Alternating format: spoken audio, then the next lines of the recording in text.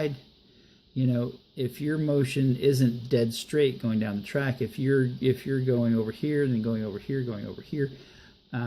you are losing energy every time you go back and forth. You're losing a little bit of energy that was imparted by gravity. So in other words, you're slowing yourself down every time you go back and forth on the track. What the axle tube does is allows you to control the width of your car. You can set that width. So instead of going back and forth like this, you might only go back and forth just a little bit back and forth, just because the set width of the car. Now, that depends on the track that you're running on. So you're bumping up against a lot of variables.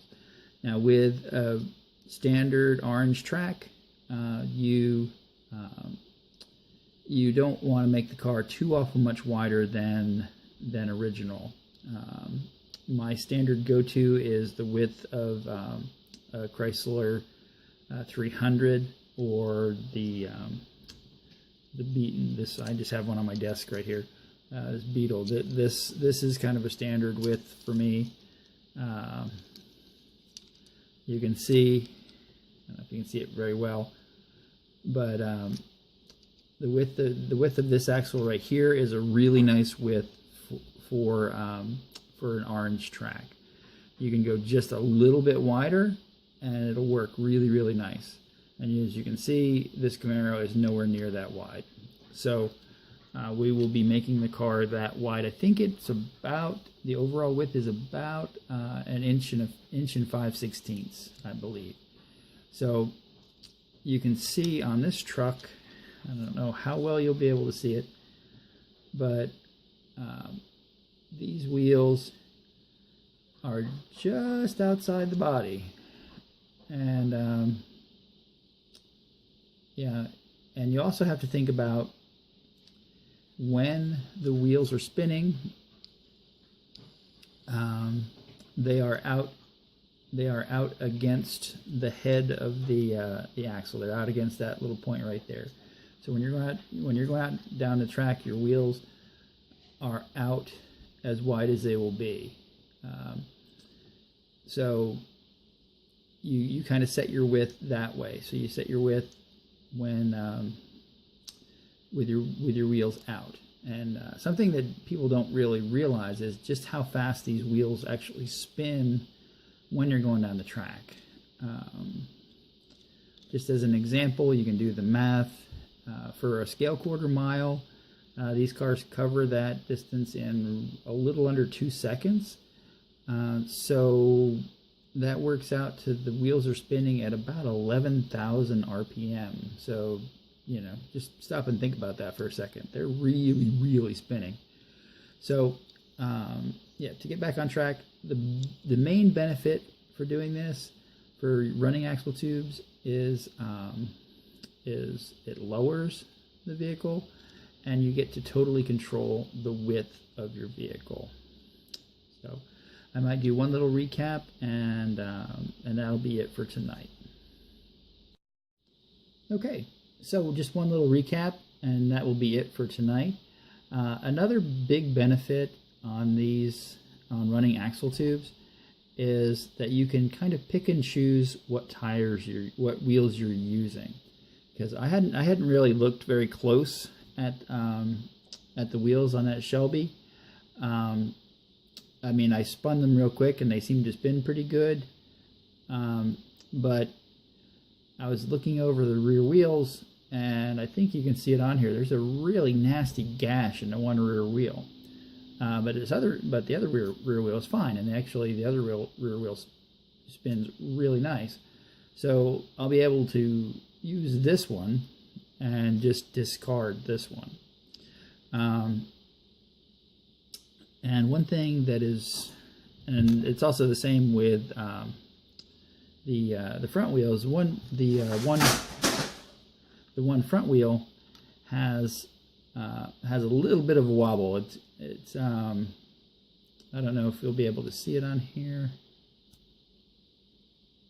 No, it's really hard to pick up, but has a little bit more wobble than what I like to have, so I'll probably be changing out one of the wheels too. So of that donor car, I'll only be using 2 of the 4 wheels. And yeah, so and yet one more benefit to doing this, to using axle tubes, is that what I will actually be doing is I will take a pair of cutting pliers, and I will just snip these right in half. I can do this set right now if you want. You kind of have to be careful because they will go flying. So what I'll do is put it right in the middle. See that? And I'll cup my hand around it and just fire away. And quite often the axle will pop out of the wheel. And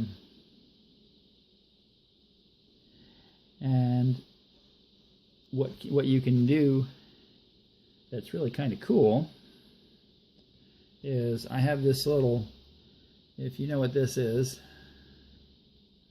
the section that goes in the middle of a Dremel, and this is kind of a pin version of it. It's a very small one, and so you can put your axle right in this and spin it in your Dremel to polish it. Again, this is something you don't really think about, but you can do a really nice job polishing these axles, spinning them this way. So yeah, that's about it. I'll probably talk a little bit more theory and a little bit more of the benefits of using axle tubes, but I will actually get into the actual making of them and how to fit them in a car in the next video. And I'll show you this one more time just so you can see the number and what you're looking for. This is what you're looking for, and like I said, it comes, I think, with 3 foot-long sections, and that'll give you copper tube for for quite a while. So oh, and I also wanted to thank everyone that has been commenting and asking questions on my last videos, because I've been getting some really good questions and a lot of nice compliments, so I really appreciate that a lot. I hope to grow this channel, but really the main thing I want to do here is just help people get started with the sport, because it's a really fun hobby, and yeah, I just want to really help people feel confident building these cars and get to discover what works for them. So I really appreciate the positive comments and the questions, and I've been trying to get back to everybody who's been asking questions. If I didn't answer questions, just ask me again, and I will be sure to get to it. But yeah, I really appreciate it, and probably tomorrow's video, I'm assuming I'll get a chance to do some more videoing tomorrow. I will cut up some copper, and I'll show you how I notch it, and I'll show you how I'll notch the chassis, and yeah, and just what the wheels should look like before they go in the car. But tonight has just been kind of a theory based, and just to show you the pros and cons. There aren't really many cons to running axle tubes. They lower the car, you can set your width, and you can pick and choose whatever wheels you want. So there's very little to complain about, other than it's a little more complex than just doing a wheel swap. That's really the downside. But once you've done once you've done a few of them, you won't even think about it. So that's it for tonight. Thanks again. I will see you in lane 2.